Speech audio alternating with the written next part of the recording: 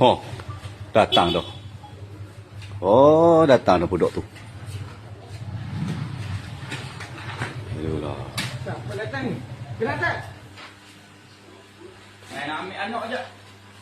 Hei, Datang-datang nak jumpa anak masa tu. datang-datang dalam Sekarang, pun. sekarang ni mak saya datang daripada jauh. Ini mak ke tok ke nenek ke saya yang jaga daripada Tapi dah sekarang ni mak dia datang nak tengok sekejap je anak saya tu. Apa Awak ni? dengan Apa saya. ni? Dah sekarang ni apa masalah awak? Masalah saya tak pernah bagi makan. Tahu-tahu keluarga datang nak ambil anak. Keluarga datang nak ambil anak. Tak tunjuk apa nak tunjuk baik sangat lah kononnya. Dah sekarang bukannya saya tak kerja. Masalah saya pergi banyak tempat, pergi tempat lain orang tak nak terima. Saya ni dah ni pinggang, masalah pinggang sakit. 10 tahun dah lah saya pinggang. Dah tak boleh pergi balik. Dah sekarang ni saya nak sekejap je tu anak saya tu. Tak boleh. Mak saya datang ni periak. Oh, dengar tak? Saya nak anak saya ni. Tak boleh. Tak orang. Saya ada hak juga nak tengok dia. Kakak pagi nak bercakap pasal tak pula. Bukan masalah saya tak kerja. Masalah pinggang saya ni sakit. Awak kena faham nak Jumpa juga. dekat mahkamah. Masalah nak tengok sekejap je. Jumpa dekat mahkamah. Awak jangan kau ajar dengan saya. Awak jangan kau ajar. Layak ke lelaki yang tak bagi nafkah dekat bini. Saya tahu masalah saya.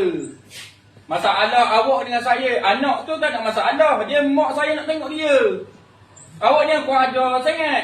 Kalau saya kata tak boleh nak bapa, awak dah tadi kawasan rumah saya, kita dah tak ada apa-apa. Saya tahulah kawasan rumah saya. Saya nak tengok sekejap je. Awak jangan dekat banyak ah. Jangan bagi saya marah. Jangan bagi saya marah. Saya tengok muka awak saya diam. Polis ke? Awak nak saya tengok polis Tak ke? kira nak report polis pun. Tengok anak tu dia tengok saya nampak tu. Awak lepas ni apa-apa masalah awak jangan cari saya. Saya bagi polis. Saya beli. Susah nak pernah beli. Berapa beg saya beli? Tak pernah kan?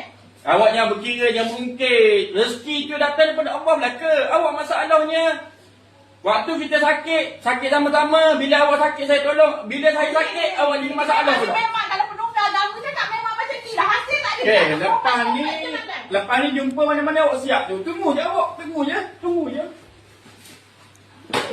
Marah betul ni. Apa?